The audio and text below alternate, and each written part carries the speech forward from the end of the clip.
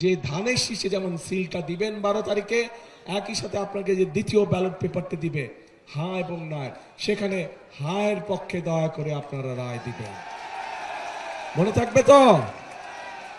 অগাস্টের 5 তারিখে পরিবর্তন হয়েছে দেশে। দেশের মানুষ পরিবর্তন চায়। কি পরিবর্তন? মানুষ তার নিজের ভাগ্যের পরিবর্তন চায়। মানুষ চায় কর্মসংস্থান, মানুষ চায় নিরাপদে রাস্তা দিয়ে হাঁটবে, মানুষ চায় নিরাপদে রাতে বাসায় ঘুমাবে, মানুষ চায় নিরাপদে যে যার চাকরি বাকরি ব্যবসা বাণিজ্য সব কাজ কারবার করবে। তাই তো? কাজে সেই নিরাপদ ব্যবস্থা যদি তৈরি করতে হয় তাহলে আপনাদেরকে সমর্থন লাগবে।